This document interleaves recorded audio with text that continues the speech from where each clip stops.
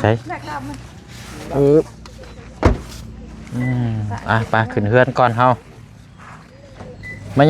ยังต่ำอยู่นี่เนาะสบายแล้วสบายบ่เอา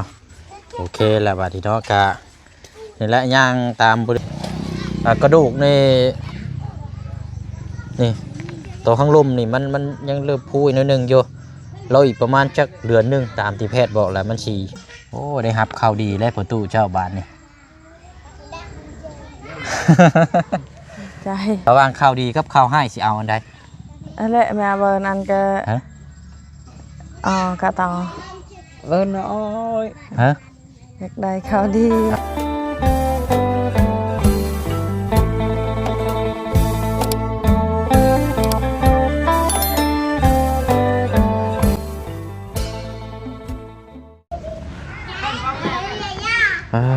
เอามาหอดเดี๋ยวเด้อพี่น้องเนาะฟ้าฝนตกรัดทาง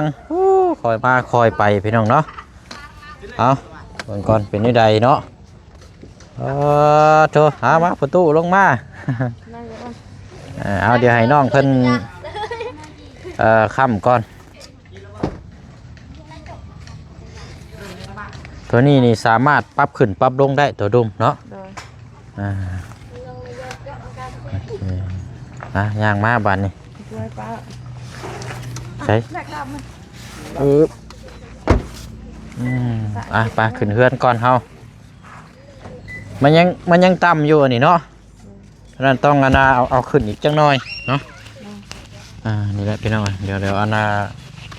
เดี๋ยวเราเอานี่ขึ้นจังหน่อย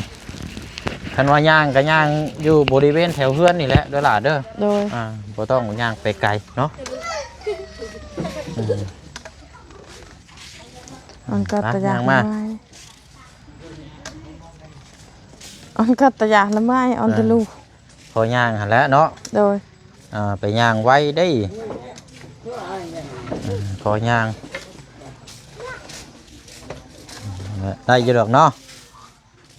ใครกลัวเฮาย่างปะโตไปอยู่ได้เนาะมันบ่มีโตประคองมันสิยากมันสิลำบากได้พี่น้องเป็นอย่างมากเลย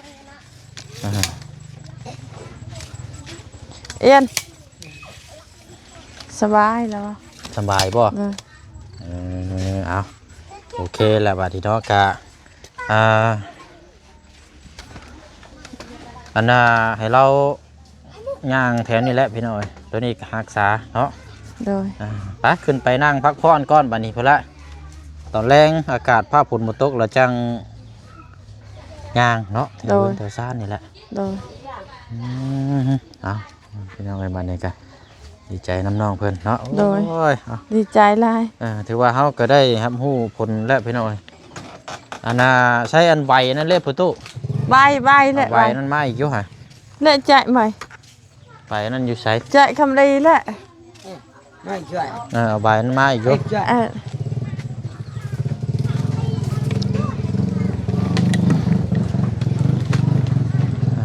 เอาใบมาเปิดกลางเบิ้งน้ำกันอีกรอบนึงพี่น้องเนาะเพราะว่าขึ้นไปเทิงพุ่นแล้วมันสีอาณามืดประตูมายืนอยู่พี่ก้อนบันนี่มายืนอยู่นี่แหละเนาะหน่อยเนาะโอเคนี่แหละพี่น้อง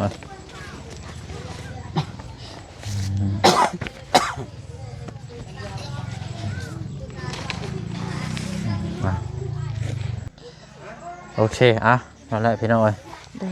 ใช้ตัวแรกของทางอาณาน้องคำดีตัวนี้แล้วเนาะ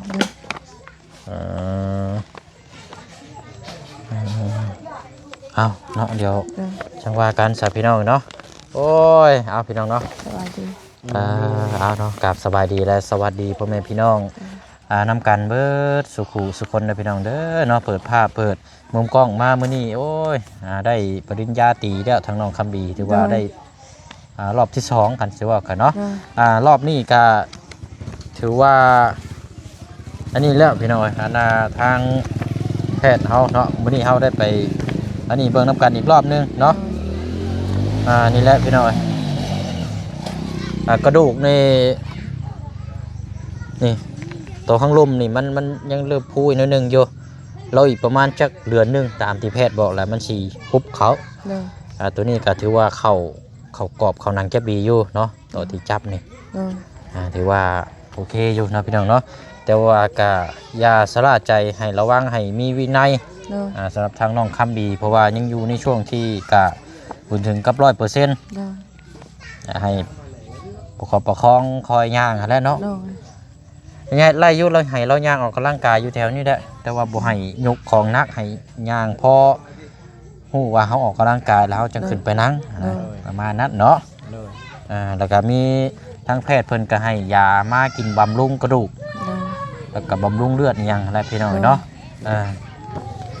ในนี่แหละเนาะอันนี้ก็สิเป็นก้อนหน้าพุ่นอันนี้นี่แต่เฮาไปช่องแต่แรกๆพุ่นแหละพี่น้องเนาะมื้อนี้ก็เฮาทำฮู้นํกันแล้วมีแต่ว่าดีแล้วผู้เชี่ยงก็ได้ซื้อเอาเตาค่ำมันให้ทั้งน้องเพิ่นอยู่ห้องหมอเลยพี่น้องให้ถามตัวนี้ก็300,000กีบคู่นึงเนาะ โดย ก็ประมาณเกือบ500 บาทนั่นแหละพี่น้องคันสิว่ากันอันตัวค่ำนั่นน่ะมันรู้สึกว่ามันแบบมันก้มโพดเนาะแต่ว่ามันก็ปรับได้อยู่แต่ว่ามันก็อยากแบบบ่ถึงคล้ายๆมันก็อยากแบบมันเกะกะนี่จังน้อยนะพี่น้องสำหรับทางตัวบ่เชียงกับหนึ่งมาก็ราคาก็แพงอีกแน่นะพี่น้อง800,000เก็บบ่ โดย อ๋อโตเนาะก็เรียกว่าโจ๊กก่อนพี่น้องก็ได้เอาตัวนี้แหละตัวนี้น่าจะโอเคสำหรับทางน้องเพิ่นแล้วมันก็เบาอีกเนาะ โดย แล้วก็ประหยัดเงินเฮาได้หลายอีกนะพี่น้องเอากะนี่แหละพี่น้องเนาะครับฮู้น้ำกันตัวนี้แล้วก็มีแต่ว่ากินยาเนาะทางประตูก็ไปตรวจคือกันได้พี่น้องแล้วก็เกี่ยวกับในแขนเราแหละ โดย ก็กินยาแล้วก็ทั้งท่าน้ำเด้อ เลย ก็สิรบกวนทั้งไอ้ปั้นคือเก่าหั่นแหละแนะนำบอกในกินยากินหยังเนาะกินตามกำหนดทางแพทย์เพิ่นบอกแล้วมันจังสิเซา โดย สำหรับทางไอ้ปั้นนี่ก็ไปกวดคือกันเนาะอันแพทย์เพิ่นว่าเกี่ยวกับหยังเจ้า ปกติ ปกติบ่ โดยเปิดหน่อยหนึง คือว่าปวดหลังปวดเอว โด บ่ ยแม่น ก็กินยาน้ำอยู่เนาะ โดย ทางแพทย์เพิ่นวางยา โดย มาให้อยู่ยาบ่ได้อันนี้พี่น้องเอ้ย โดย มีแต่ว่าตอนนี้เก็บไว้ก่อนบัดนี้เนาะตัวนี้บินพี่น้องค่าใช้จ่ายเนาะแล้วเดี๋ยวแจ้งน้ำกันเลยเนาะ โดย ค่าใช้จ่ายมื้อนี้เฮาเบิดบรรดาทั้งพ่อน้องคำบีนำในพี่น้องเอ้ย โดย สองพอลูกคันสิว่ากับไปกวด โดย น้ำกันหมดเลยพอดีรวม2ยอดค่ายาค่ากวดค่าหยังพอดี1 ล้านกับ100,000กีบ โดย 1 ล้านกับ100,000กีบแต่ก่อนหน้าเขามีเงินอยู่4 ล้านเงินจากทางเมวันสุริเพชรเนาะ โดย เบิดไป1 ล้านกับ100,000กีบ โดย วันนี้บ่เสียงมาลงมากินนี่ก็ซื้อน้ำมาให้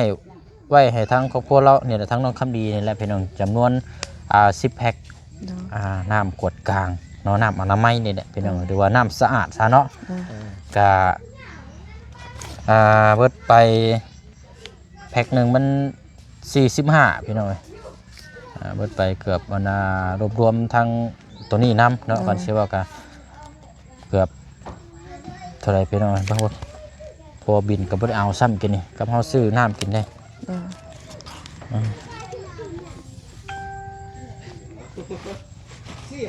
ตอนนั้น1 ล้าน100,000บวกกับตัวที่น้ำนี่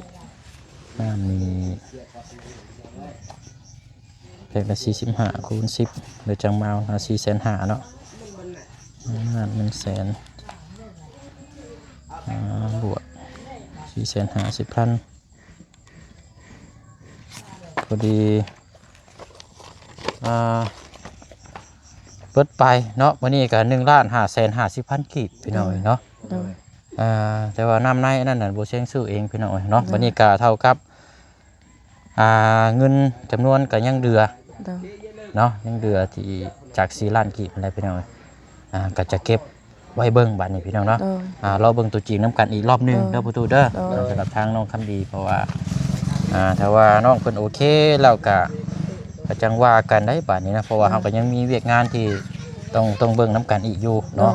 ยุกย้ายไปก็แม่นว่าพุ่นและบัดนี้พี่น้องสำหรับทางที่ดินไหม้เนาะที่ดินไหม้และพี่น้องเนาะมีแต่ว่าเดี๋ยวขึ้นไปเทิงพุ่นแล้วก็จังฝากขอมุกขอบใจทางแม่วันสุริเพชรเนาะหลายคนทางปลาดุง FC เฮาน่าจะทำฮู้ทางคุณ สื่อทางแม่เพิ่นหลายเนาะพี่น้องเนาะเพราะว่าทางแม่เพิ่นเนี่ยเกี่ยวกับการใส่บุญนี่ก็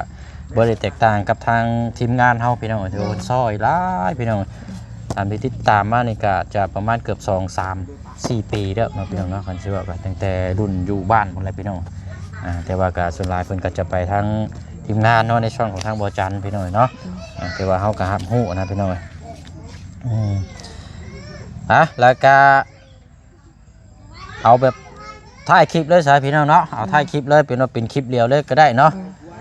เพราะว่าอันนี้เขาก็จะได้กินข้าวแล้วกับมื้ออื่นจังสิได้เข้ามาใหม่เนาะเดี๋ยวมาแจ้งนำกันเลยให้ทางปลุง FC เฮาได้รับรู้นำกันเรื่องนี่แหละเมื่อวานเนี่ยก็คุยนำกันอยู่เนาะเรื่องบ้านเฮือนซานพี่น้องเอ้ยบ้านเฮือนซานลานซองนี่แหละพี่น้องเนาะโอ้ได้รับข่าวดีเลยพ่อตู่เจ้าบ้านนี่ ใจ ระหว่างข่าวดีกับข่าวให้สิเอาอันใด อันแหละแม่เบิ่นอันก็ ฮะ กะต่อ Vâng ơi ฮะ อยากได้ข่าวดี เอาข่าวดี เลย โอ้ยแม่นอยู่บ่ได้ข่าวดีวันนี้เนาะฮะ Rồi 100%เนาะ Rồi โอเคใช่พี่น้องเนาะเอาหลายคู่หลายคนพี่น้อง FC ก็น่าจะร่วมแสดงความยินดีกับเราวันนี้พี่น้องเนาะถึงจะบ่ครบจะว่าก็มีมาเอาพี่น้องเนาะ เดี๋ยวแจ้งน้ำกันนี่เลยแล้วก็จังถ่ายคลิปแล้วจังฝากขมุกขอบใจทางอันดาแม่วันสุดุเพชรนะพี่น้องเนาะอะไรขึ้นไปในน้ำเพราะว่าน้ำอยู่ท้ายรถเท่ากับยังมีท่านขนมานะพี่น้องเนาะพอดีว่ามีทางเอื้อยเนาะพี่น้องเนาะเอื้อยกับคันเชื่อว่ากับเพิ่นซอยทางโบเชียงกับแมนพี่น้องเนาะแล้วก็ซอยหลายเขตที่ผ่านมากับแมนเนาะแล้วก็ล่าสุดนี่กับทางเอื้อยเพิ่นก็สมทบซื้อที่ดินให้ทางครอบครัวน้องคำบีจำนวน10 ล้านกีบเนาะเอ้ยใจดีอยู่ประเทศอเมริกาเนาะหรือว่า USA นี่แหละพี่น้องเนาะ Rồi เอ้ยเพิ่นแจ้งมาบอกให้ทางบ่เชียงนี่ให้ไปสร้างเสาบ้านของทางพ่อน้องคำดีหรือว่าทางครอบครัวเรานี่พี่น้องเอ้ยเสานี่ก็จะเป็นเสาปูนพี่น้องเอ้ยเป็นเสาปูน Chạy คล้ายๆแบบคือเฮือนของทางอาเจืองอันแหละพี่น้องหน้า15ยาว2 เมตร 50 เซนเป็นบาคู่พี่น้องเนาะจำนวน9 ต้นโอ้หลังใหญ่เลยพ่อตู่เอ้ยโดยเอาอันนี้งบนี่ก็อันแรกพี่น้องฝากพี่ฝากน้องน้ำกันเนาะสมทบซอยกันแต่ว่าทั้งเอ้ยเพิ่นเป็นเสาหลักให้แล้วพี่น้องเนาะถ้าว่ามีอย่างเพิ่มเติมก็เดียวเอามาแจ้งทำฮู้น้ำกันอีกเนาะทั้งเอ้ยเพิ่นก็อยู่ทางต่างประเทศนี่แหละพี่น้องเพิ่นก็ส่วนหลายเพิ่นบ่ให้ออกสื่อประสงค์ออกนามเนาะแต่เพิ่นซอยด้วยจิตด้วยใจซอยลายอีกได้พี่น้องเนาะมื้อนี้ก็ถือว่าเป็นอีกมื้อนึงเนาะได้รับข่าวดีทั้งครอบครัวเราพี่น้องโอ้ยเป็นเสา10เป็นเสาหน้า15ยาว2 เมตร 50ความสูงความต่ำประมาณซ้ำเพิ่นอาเจืองพี่น้องอนาคตนี่เป็นยังจังว่าจังซั่นก็คือถ้าว่าเฮาเอาความสูงไว้ก่อนแหละนึงมาแล้วเป็นเสาปูนแล้วเฮาอยู่น้ำกันหลายคนเนี่ยก่อพื้นใต้ตารางกั้นห้องนอนได้เลย2 ห้องพอเพื่อน9 เสานี่จังได๋ก็ได้2 ห้องหรือว่า3 ห้องอยู่แล้วพี่น้องเต็มที่อยู่แล้วเนาะอันนี้ทางเอ้ยเพิ่นได้มองเห็นให้ทางบ่เชียงนี่ไปสร้างเลยพี่น้องเนาะบ่เชียงก็บ่ได้รอซ่าอะไรพี่น้องอันนี้มาแจ้งทางปะดุง FC นี่ห้ามฮู้น้ำทางได้พี่น้องตื่นเช้ามานี่ก็บ่รอซ่าอะไรก็ไปถามเลยมื้อเช้านี่ไปถามอันน่ะห้านเพิ่นนั่นแหละอันน่ะก่อสร้างน่ะไปถามกับไปเบิ่งเสาอันน่ะตีนเคียงทั้งบ้านน้องป๊อปแน่เนาะเพราะว่ามื้ออื่นนี่น้องป๊อปก็สิได้ยกเสาเฮือนน่ะนะพี่น้องยกบ้านใหม่ก็ได้ถามน้ำกันเลยก็สร้างเรียบร้อยแล้วพี่น้องจำนวน9 ต้นจำนวนก็ต้นละ500,000 กีบเนาะต้นละ500,000 กีบประมาณเกือบเท่าไรพี่น้องก็4 ล้านปลายเนาะเอาจังว่าก็นั่นแหละพี่น้องทั้งเอ้ยเพิ่นแจ้งมาแล้วเฮาก็บ่รอซ่าแล้วพี่น้องเนาะแต่ว่ารูปทรงบ้านนี้พี่น้องเนาะรูปทรงนี่เฮาสิเอาทรงแบบใดเนาะอันนี้ก็อยากถามทางปะลุง FC เฮานำกันอีกรอบนึงเนาะสำหรับทางนักหรือว่าออกแบบหรือว่าออกความคิดเห็นเนาะพี่น้องสิเอาทรงโมเดิร์นบ่หรือว่าสิเอาทรงสไตล์แบบเป็นร่างจัวเนาะหรือว่าแบบใดก็จังว่ากันอันนี้พี่น้องเนาะเอาถือว่ามื้อนี้ได้รับข่าวดีแล้วพี่น้องโอ้เรื่องเสาเนาะเป็นเสาปูนซ้ำพี่น้องโอ้รับรองอนาคตนี่แน่นหนาถาวรเทพื้น ปึ๊บเลย กับใจละลาย เนาะเอาแหละพี่น้องก็ถือว่ามื้อนี้พาน้องขับดีมาแหละก็เลยรับข่าวดีเพิ่มน้ำอีกเนาะหารุ่นชมน้ำกันอีกต่อไปพี่น้องกันบ่แน่เนาะอาจจะได้มีหยังมาเพิ่มเติมอีกเนาะก็นั่นแหละก็ขึ้นอยู่กับบุญวาสนาโชคชะตา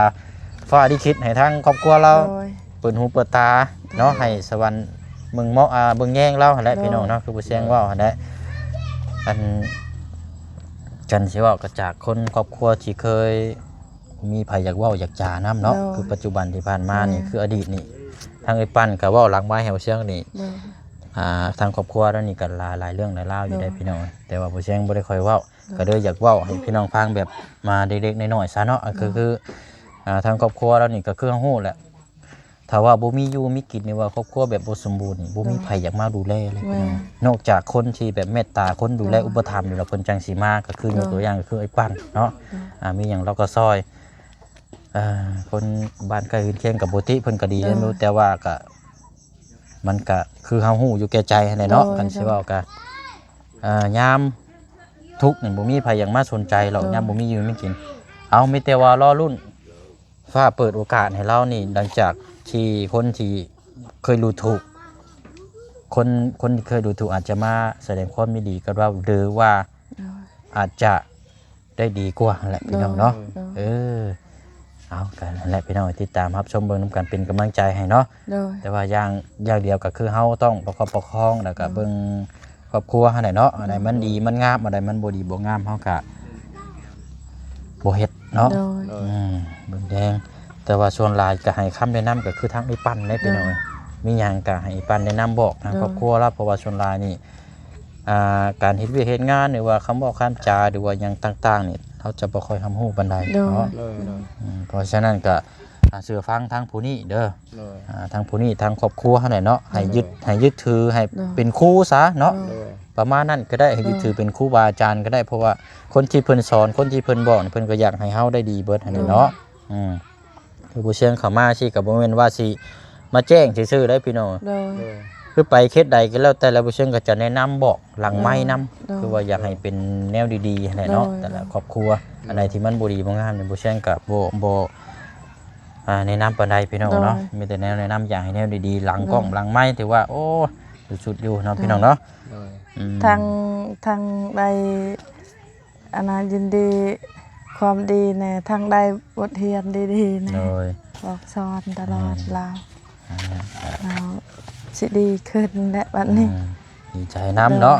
อันนี้เอาเก็บไว้ก่อนบัดนี้เนาะเอาครับฮู้เบิ่งน้ำกันแล้วพี่น้องไปซะเนาะบัดนี้เดี๋ยวเฮาประตูไปคนน้ำเนาะไปคนน้ำมันมาคือเขาปองมองอันน่ะทั้งน้องคำบีรอหัวอยู่หั่นน่ะเนาะซอยกันแล้วจังขึ้นไปขอบมุกขอบใจพี่น้องมื้อนี้ย่านบ่ได้ไปย่างเบิ่งที่ดินที่ทางเด้อมื้อนี้พี่น้องเนาะเดี๋ยวเฮาจบนี่เฮาบ่เชิงก็จะไปกินข้าวแล้วก็อาจจะเป็นมื้ออื่นพุ่นละจังมาเบิ่งน้ำกันอีกเทื่อนึงเนาะพี่น้องเนาะไปเดี๋ยวเฮาไปเอาน้ำก่อนอยู่ในท่ารถก่อนพี่น้องไปขนน้ำก่อนซอยกันแล้วก็จังขึ้นไปแจ้งพูดคุยน้ำกันโอ้เนาะเอาไปหาไว้ในด่าเอาเก็บไว้เด้อใบเด้อด่าไปหาไว้ด่า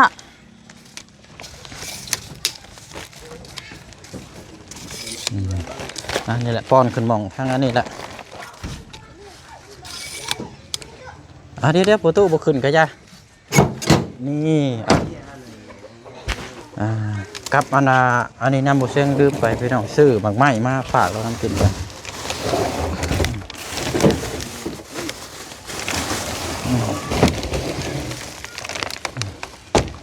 น้ำสะอาดได้กิน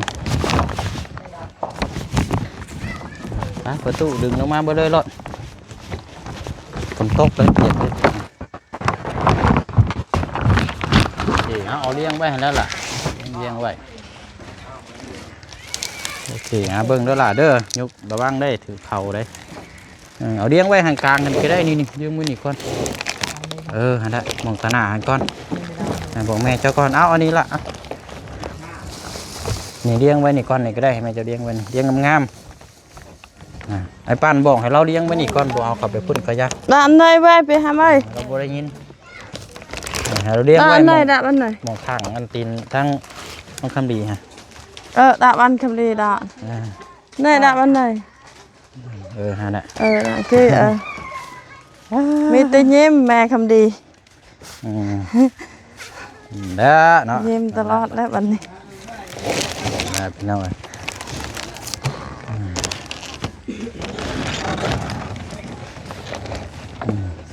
เบิด2รถหิวรถปึ๊บ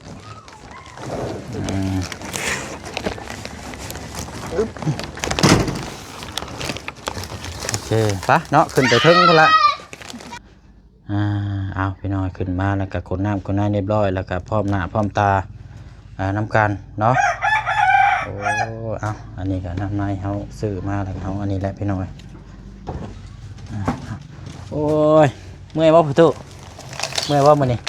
แล้วก็เบิ่น ฮะ เมื่อย เมื่อยโอ้ยเมื่อยใช่นั่งรถชื่อก็เมื่อย ซื้อยาให้อีกยังว่าเมื่อย ได้กินยาเด้อ เอ้ย กินยารักษาดูแลให้มันหายตัวนี้เด้อดูแลตัวเองและเนาะจังหน่อยมันเป็นลมเป็นแรงมาโดนบ่ได้ได้ โดย เอาสาระพี่น้องเนาะมื้อนี้ก็ซื้อหลังจากเฮาไปกวดไปหยังแล้วเรียบร้อยแล้วไปซื้อน้ำมาให้10แพ็คแล้วก็ซื้อหมังไม้อันนี้เนาะ โดย เท่ากับเงินก็ยังเหลืออยู่ประมาณ2ล้าน4แสนนี่แหละพี่น้องกันสิว่ากันต้องว่ากันบัดนี้เนาะเดี๋ยวแจ้งว่ามีหยังเพิ่มเติมอยู่ในกะจังทำฮู้นํกันอีกรอบนึง โดย มื้อนี้เฮาก็ใช้จ่ายทั้งคนป่วยนำแน่ทั้งอยู่ในกินนี่แหละเนาะมีแต่แนวสำคัญนั่นแหละพี่น้องในกินได้ยากเนาะโอ้ยเนาะ อ่าน เป็นนี่ได้ ดีใจ จักดีใจยังบ่ฮู้ยังบ่โอ้ยเมื่อยเด้อข่อย ดีใจเจ้าพาคำดีไปกวด บัดนี้ กลั ก็ บเห็นคำดียาง เราเห็นลูกเราย่างนั่นเลยเนาะ ดีใจ เอาแล้วก็มีแต่ว่าตามนั้นแหละบัดนี้พี่น้องเนาะเฮาทำฮู้ร่วมกันเบิดแล้วก็มื้อนี้อาจจะบ่ได้ไปหม่องที่ไม้แปลงไม้อาจจะเป็นมื้ออื่นเนาะพี่น้องเนาะติดตามเบิ่งนํกันเฮาทำฮู้นํกันแล้วมีแต่ว่ารักษาแล้วก็บำบัดเนาะต้องมีวินัยได้บัดนี้ต้องคันบีเด้อย่างนี่แหละค่อยย่างแถวนี้แหละค่อยออกกำลังกายแต่บ่ต้องย่างหลาย โดย แล้วก็กินยาบำรุงกระดูกน้ำ โดย เนาะกินจนเบิดพุ่นแหละ โดย คันว่าเบิดแล้วคันว่านั่นคันนั้นนะจังก็ไปต่ออีกคันว่าเบิดแล้วก็บ่ยากหรอก โดย เก็บใบตัวนั้นไว้ โดย ทางประตูน้ำเนาะ แล้วก็แจ้งว่าทางกันประตูน้ำร้องน้ำในเด้อเนาะอันนี้ทางเอ้ยเพิ่นอยู่อเมริกาแล้วเพิ่นให้ทางผู้เชี่ยวนี่สร้างเสาอะไรให้ห้ามฮู้น้ำกัน โดย จำนวน9ต้นพี่น้องเอ้ย โดย รับรองเนาะพี่น้องเนาะถ้าเฮือนดังนี้ถ้าว่าได้ปลูกสร้างขึ้นนี่ทึมทั้งใหญ่ทั้งแบบงามแน่นอน โดย ลองขึ้นที่ปั้นนะพี่น้องอันสิ โด ว่ากัน ย ลองดูพี่ดูน้องนะคันสิ ยั ว่าน กัน กว่านานงามมาจาก บ่เรื่องงามนี่ก็บ่งามซำเฮือนจะหรอกแต่ว่ามันลองจังหั่นน่ะนะ โดยโดย แต่ว่าก็สิบ่สูงซำนี้ แต่ว่าถึงมันเป็นเฮือนเสาปูนน่ะทั้งเทิงเป็นไม้เนี่ยมันงาม โดย แต่มันแน่นหนา เอาสร้างผู้เฮ็ดเฮือนเฮานั่นงาม องค์เฮือนเนาะงามสร้างเนาะเนาะละเอียดป๊า เอียด จังว่ากันพี่น้อยเนาะ อันนี้ค่าฝนตกซื่อ ก็เบิ่งตัวจริงน้ำกันนั่นแหละเนาะแต่เบิ่งราคงราคาหั่นแหละ โด พี่ ย น้ โด อย ย แต่ว่าพอพังพอหยังแล้วชมบ่เลยถ้าเพิ่นเฮ็ดให้ก็บ่ยากดอกเนาะเรื่องสร้างเรื่องหยังก็ โดย บ่ยากพี่น้อยนี่แต่ว่าต่างคนสิได้ต่างแยกแล้วบัดนี้มีแต่ว่าอาณานมมือเนาะ โดย ฝากขอบมกขอบใจอาณาทางแม่วันสุริเพชรเด้อทางประตูเด้อประตูเด้อเว้าดังๆเด้ย เด้อ เอาไม้อาจจะเว้าอีกนู่นเอามันเฮาสิหนีใจ ทางนั้นต้องดี ตั้งเจอขอบใจเจอน้อยตา เอาเด้อมื้อหั่นละอันน้ำกันเบิดสักผู้สักคนหั่นแหละเนาะ โดย ถ้าบ่มีเพิ่นถ้าบ่มี FC ก็ โดย สิบ่มีมื้อนี้ได้เนาะ โดย เด้อ เอาอวยพรอวยไส้ให้เพิ่นได้รับรู้ในเด้อเนาะ โดย ในการเดินทางซอยในครั้งนี้เนาะ โดย เอาให้ปั้นก็ได้ในน้ำมันให้เราเว่าตามดังก็ได้มันเอาได้ได้ โดย นะประตู ขอบใจแม่วัน ใจ สุริเพ เด้ ชร อ ที่อุดหนุนซอยลาวตลอดดีใจหลายๆให้อยู่ดีมีแห้งให้สุขภาพแข็งแรงให้พ้นจากความเจ็บความป่วย ได้ก็ขอให้ดีเฮ็ดสิ่งใดก็ให้ได้สิ่งนั้นขอบใจหลายๆเด้อแม่เด้อขอบใจหลาย โอ้ยนะทางประตูน้ำเนาะ ๆ มีแต่ว่าเฮาในใดพี่น้องเนาะถ้าว่าเฮา ยามตะวันด้วย ให้เว้าเฮาได้เนาะจำเป็นต้องเว้าได้ เราเอาคือบ่ได้เว้าตาม ฮะ ลูกเราเอาคือบ่เว้าตาม เออ พ่อเรา ต้องเว้าตาม โด เลย แม่ เพราะว่าคือบ่เชียงเว้าได้เฮาบ่มีหยังเฮาซอยแล้วเฮาต้องเว้าขอบใจเพิ่นอย่างน้อยนะเฮาก็บ่ถึงกับว่าสิบ่มีความรู้มันก็ต้อง บอก มี ให้ เนาะ เราเฮียนตลอดแต่เราก็ยังบ่ เว้าขอบใจเพิ่นนี่แหล้วเด้อให้ขอบใจเด้อแม่เด้อขอให้เพิ่นอยู่ดีแม่งให้ ใจ ทำ เด้ ให้ อ ร ไป วย เด้อ ให้สุขให้มาน ให้โชค ให้ ให้ รวย มาน ครอบครัวเนาะ พร้อมครอบครัวเด้อแม่เด้อ ผู้ใช้กะมีแต่ความสุขความเจริญ โดย เลิน เอาอะไรพี่น้องเนาะโอ้ย ขอบใจ เป็นไงกะนี่แหละเนาะโอ้อะไรก็ได้เนาะไปอะไรกะเดี๋ยวจังคุยนำกันอีกทีนึงสามพี่น้องเนาะกันมาพี่น้องเนาะมีแต่ว่าแล้วบัดนี้ต่างคนต่างแยกเด้อมือเขาสิเข้ามาให้เนาะว่ามันนี่เกิดมือนำกัน ขอบใจขอบใจนะ ใจเด้อ เด้อล่ะเด้อคอยยางแถวนี้น่ะเด้อโดยยางคอยบำบัดฮะเนาะหากินข้าวกินน้ำได้บางไม้มาเกาะแบกกันเนาะโอเคเอาละโดยไม่ตู้โดยไปเอาละพี่น้องโอ้มีตู้กันเนาะพี่น้องเอาแจ้งหามหูน้ำกันตามขั้นตอนตามศรัทธาเนาะทั้งผู้เบิ่งทั้งผู้แย่งทั้งผู้ชมทั้งผู้ซอยไปเอาละพี่น้องลงไปข้างล่างก่อนฝนตกแล้วก็ร้อนแดดพี่น้องเนาะ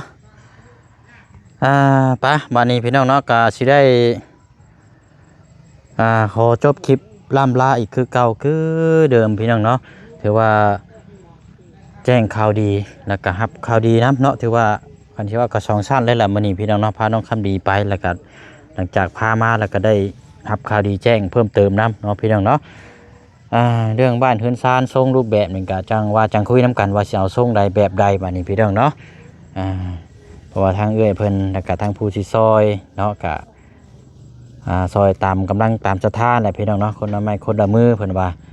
แต่ว่าเอื้อยนี่สิซอยทางเสาก่อนเด้อว่าซั่นว่าซั่นก็ได้ไปสร้างเรียบร้อยแล้วนะพี่น้องเนาะจักมือใดว่าไหนแล้วมาส่งจังได๋ก็รอติดตามรับชมเบิ่งนํกันบัดนี้พี่น้องเนาะไปเนาะลาพี่ลาน้องไปก่อนเด้อเนาะพบเจอกันในคลิปหน้าเนาะทุกสุขสังกายแล้วก็สบายทั้งใจทั้งผู้ให้ทั้งผู้รับทั้งผู้เบิ่งทั้งผู้แยงนํกันเบิดสุขสุขคนเนาะพี่น้องเนาะไปหากินข้าวกินน้ำก่อนบัดนี้พี่น้องเนาะบ๊ายบายเด้อพี่น้องเด้อเนาะมีหยังเพิ่มเติมก็เดี๋ยวมาแจ้งหามฮู้นํกันเนาะพี่น้องเนาะสบายดี